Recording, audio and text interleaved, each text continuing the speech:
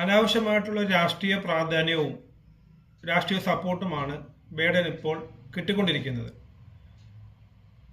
നമുക്കറിയാം, Biden offence commit ചെയ്ത ഒരാളാണ്.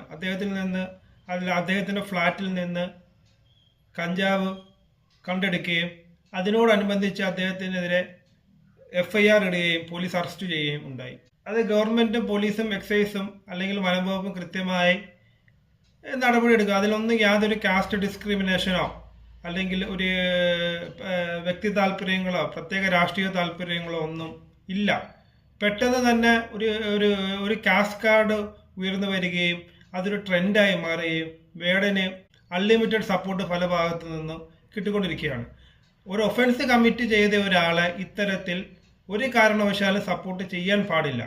വേറെ ഏതെങ്കിലും സർക്കംസ്റ്റൻസസിലോ വേറെ ഏതെങ്കിലും സാഹചര്യത്തിലോ ആണ് ഇങ്ങനെ ഉണ്ടായതെങ്കിൽ ഉറപ്പായിട്ടും നമ്മളെല്ലാവരും ബൈഡനെ സപ്പോർട്ട് ചെയ്യും. ഈ ഒരു സാഹചര്യം, ഒരു ഒഫൻസ് കമ്മിറ്റ് ചെയ്തിട്ട് കേസെടുത്തപ്പോൾ അതൊരു കാസ്റ്റ് അല്ലെങ്കിൽ കാസ്റ്റ് ഡിസ്ക്രിമിനേഷന്റെ ഭാഗമാണെന്നോ അല്ലെങ്കിൽ കാസ്റ്റ് കാർഡ് ഉയർത്തി കാണിക്കുന്ന രാഷ്ട്രീയം ശരിയല്ല. അതൊരു തരം താണ രാഷ്ട്രീയ പ്രവർത്തനമാണ്.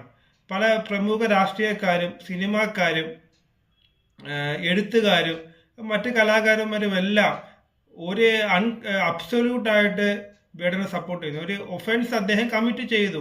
ആ ഒഫൻസുമായിട്ട് ബന്ധപ്പെട്ട് അറസ്റ്റ് ചെയ്യുമ്പോൾ ഒരു തരത്തിലുമുള്ള ഒരു സപ്പോർട്ടോ അല്ലെങ്കിൽ ഒരു പ്രാധാന്യമോ കൊടുക്കാൻ പാടില്ല. അതൊരു തെറ്റായ സന്ദേശമാണ് ജനങ്ങൾക്ക് നൽകുന്നത്. ഇതിനായി ഈ ബൈഡനെ അറസ്റ്റ് ചെയ്തതുമായിട്ട് ബന്ധപ്പെട്ട് നമ്മൾ കുറേ നാളുകളായിട്ട് സാധാരണക്കാരെല്ലാം വാർത്ത കണ്ടുകൊണ്ടിരിക്കുന്ന ആൾക്കാരാണ്. അവർ കൃത്യമായിട്ട് അറിയാം ഒരു ഇതിനെന്ത് രാഷ്ട്രീയ അല്ലെങ്കിൽ കാസ്റ്റ് ഡിസ്ക്രിമിനേഷൻ അല്ലെങ്കിൽ എന്ത് പൊളിറ്റിക്കൽ അജണ്ട, ഒരാളെ ഒരു കഞ്ചാവോ അല്ലെങ്കിൽ MDMA ഒക്കെ കൈവശം വെച്ച് അറസ്റ്റ് ചെയ്യുന്നതിനകത്ത് എന്ത് രാഷ്ട്രീയം? അത് പോലീസിനെയും എക്സൈസിനെയും അല്ലെങ്കിൽ ഗവൺമെന്റിനെയും സത്യത്തിൽ അവരെയാണ് സപ്പോർട്ട് ചെയ്യേണ്ടത്, അല്ലാതെ ഇത്തരത്തിലുള്ള ആൾക്കാരെയല്ല.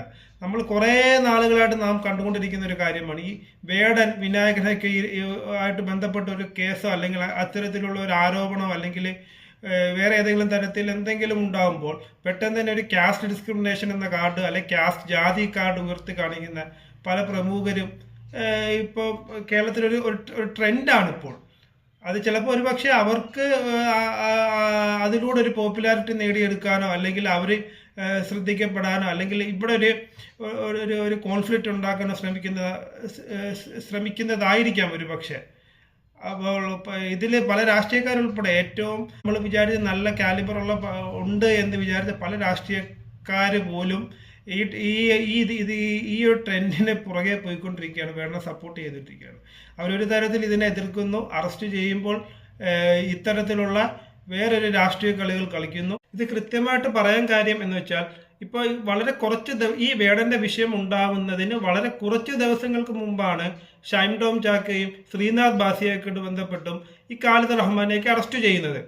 അപ്പോൾ ആ സമയത്തൊന്നും ഉണ്ടാവാത്ത ഒരു പൊളിറ്റിക്കൽ ട്രെൻഡാണ് ഈ ബൈഡൻ അല്ലെങ്കിൽ വിനായകൻ ഇവരൊക്കെ ഒരു കേസുമായിട്ട് ബന്ധപ്പെട്ടോ അല്ലെങ്കിൽ ഇവരുമായിട്ട് ഒരു വിഷയം ഉണ്ടാവുമ്പോൾ പെട്ടെന്ന് തന്നെ കുറെ ആൾക്കാർ കാസ്റ്റ് കാർഡ് ഉയർത്തി കാണിക്കും. അതാണ് പ്രശ്നം. ഷൈൻ ടോം ചാക്കയും ഖാലിദ് റഹ്മാനെയൊക്കെ അറസ്റ്റ് ചെയ്തപ്പോൾ പോലീസിനെ എക്സൈസിനെ സപ്പോർട്ട് ചെയ്ത ആൾക്കാർ പെട്ടെന്ന് ബൈഡന്റെ വിഷയം വന്നപ്പോഴത്തേന് അത് ഒരു കാസ്റ്റ് ഡിസ്ക്രിമിനേഷൻ ആണ്, ടാർഗറ്റ് ചെയ്യുകയാണ്, ഗവൺമെന്റ് മനഃപൂർവ്വം ബൈഡനെതിരെ കുടുക്കിയതാണ് എന്നുള്ള രീതിയിലേക്ക് ആ പൊളിറ്റിക്സ് മാറി. അങ്ങനെ ഉണ്ടാവാൻ പാടില്ല. ഇത്തരത്തിലുള്ള ഈ പറയുന്ന പോലെ ഡ്രഗ്സുമായിട്ട് ബന്ധപ്പെട്ട് ആര് വന്നാലും ആരെ അറസ്റ്റ് ചെയ്താലും ഒരു കാരണവശാലും ഒരു രാഷ്ട്രീയ പാർട്ടിക്കാരും അതിനകത്ത് രാഷ്ട്രീയം കാണാൻ പാടില്ല. മറിച്ച് എക്സൈസിനെയും പോലീസിനെയും ഗവൺമെന്റിനെയും സപ്പോർട്ട് ചെയ്യുക, അവർക്ക് വേണ്ട സഹായങ്ങൾ ചെയ്തു കൊടുക്കുക, അതാണ് വേണ്ടത്.